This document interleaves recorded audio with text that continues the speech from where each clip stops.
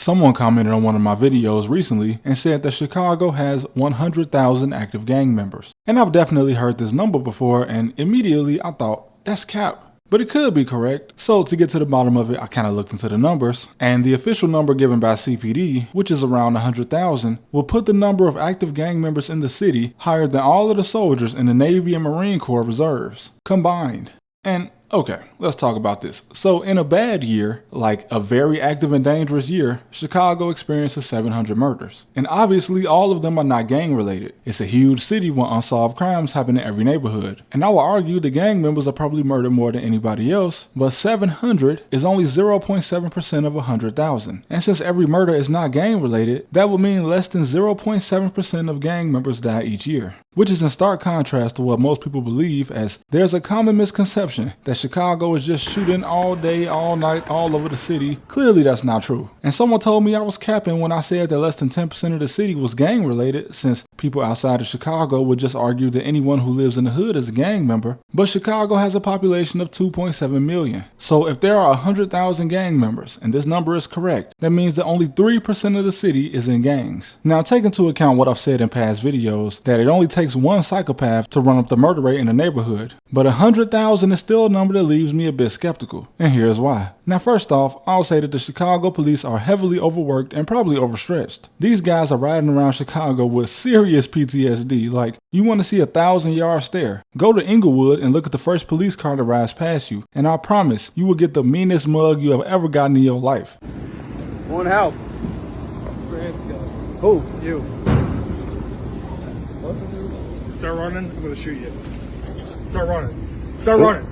You just, I got you on camera and you gonna shoot me. I remember walking down 68th and Loomis, which is in the heart of what is normally known as a pretty dangerous area, and I have never seen a cop just stare at me while driving, not even looking at the road, bro, just genuinely looking at me like he wanted to kill me. I was just on my way to get some snacks or something from the gas station. I was in high school and it was a summer break. They don't do this in every neighborhood. Like the neighborhood that I'm from, they might be a little aggressive, but the police in Inglewood are different. So to be fair to the Chicago police, I'm gonna look at this from the angle that the number is inflated and that Chicago actually has less gang members than are reported. And I'm gonna look at it from the angle that this 100,000 number is correct and if the number is even higher. The reason I'm a skeptic of this 100,000 number is because, and I'm not sure if they do this in other cities, but obviously my New York people know about stop and frisk. So you can't just own a gun in Chicago, at least without permits. And as a teenager, you definitely can't have one at all. So it's pretty simple. When you live in the hood, if you're walking with 3 or more friends, as you would normally do as a teenager, the police, whether they're uniformed or undercover, will hop out the cars as fast as they can and say, get up against the fucking wall. And they'll just pat you down, and if you have no gun, they'll go on their way. But sometimes they talk and reveal things that you probably wouldn't know. For instance, one of the many times this happened to me, the police asked us if we were associated with whatever the closest clique was to where we got stopped. And obviously we say no.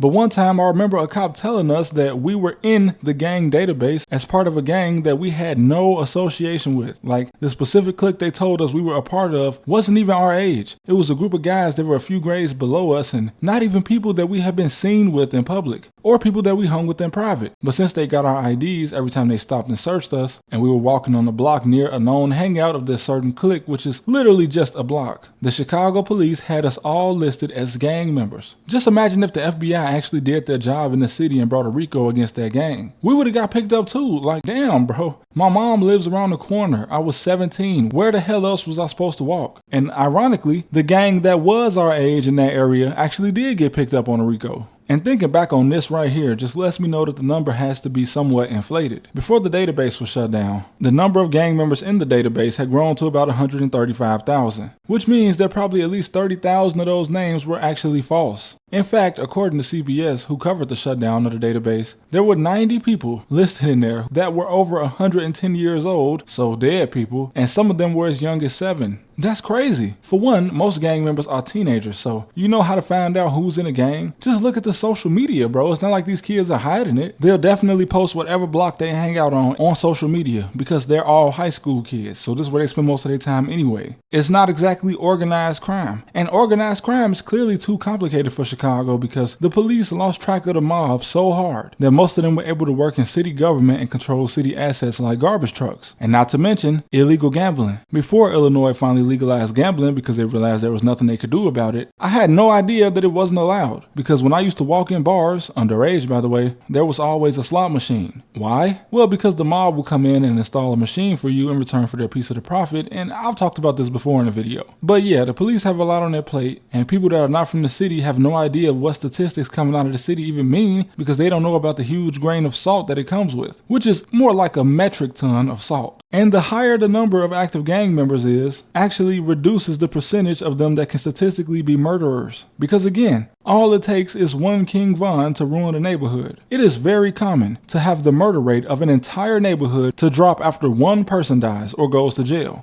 Some areas have seriously been gentrified after one guy died. I'm not even trying to be funny, this is actually what I've personally seen. And the police know this too. The problem is they don't always know who the guy is, and sometimes multiple things end up being pinned on one guy who definitely did it, and the police just let him run free out of confusion, even if they suspected him. And the police in Chicago love to troll. Like not too long ago, somebody recorded the police playing music from a rapper named Q50 in the spot where they thought his ops were at. Like, what are y'all on? And them picking you up and dropping you off in a neighborhood they think you at war with, like CJ and San Andreas. That's real. And once again, they don't actually know who all the gang members are, so this also happens to non-affiliated kids as well. And I didn't make this video to point fingers at the police because you can say F the police all you want, but when you get in trouble, there's no one you'd be happier to see. Just ask anyone in the hood if they ever told the police to go away after they got shot. These guys do a very dangerous job because even outside of the gangs, there are actually lunatics walking around Chicago. Active serial killers, homeless veterans with PTSD that become drug addicts with deadly skills. There are former soldiers from the Balkan Wars here, Albanian mobsters, actual neo-Nazis, and extremist groups from all cultural backgrounds. And that's not even counting the mob. I mean, there was a mob-style hit in 2020 on a guy allegedly associated with the 12th Street Players, which is a mostly Italian and Polish gang, that's still unsolved today. But many people suspect that it was the Chicago outfit that killed him. The Chicago outfit being the same mob that was run by Al Capone 100 years ago. Meaning that all the mob associates in the city are not decrepit old men as some people think. Because I don't think an 81-year-old man was responsible for this.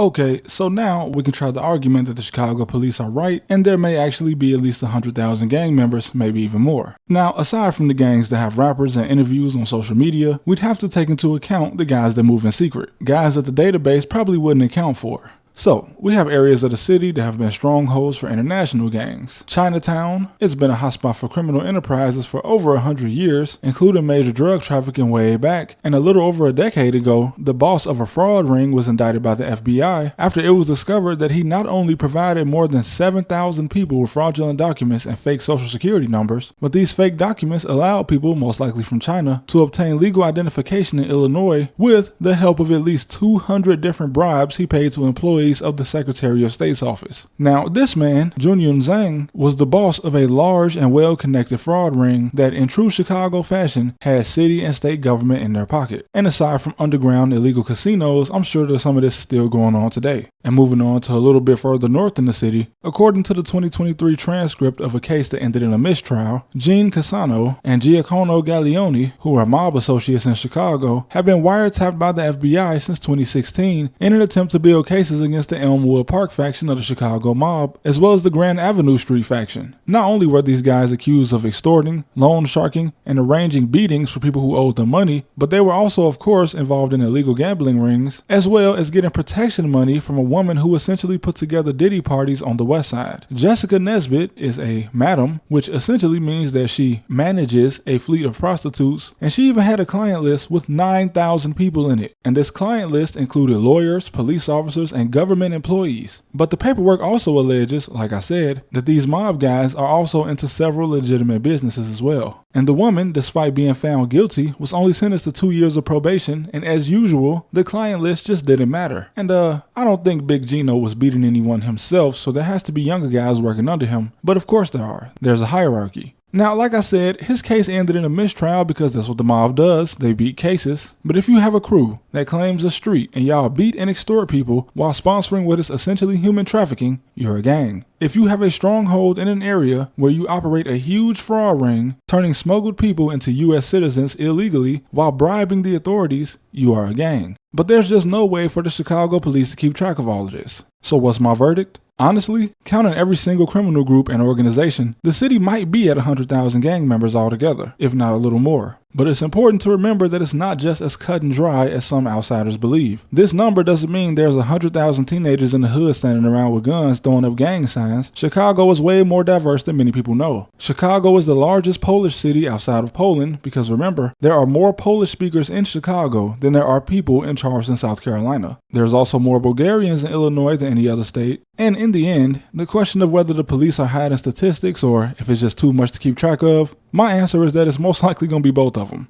But thank you guys for watching as always, and thank you for supporting me, man. It really means a lot. We're halfway to 150k subscribers, which is pretty surreal to me. But obviously it wouldn't be possible without all of you guys. And once again, here's your monthly reminder from Trap University to follow your dreams, man. But I'll see you next time.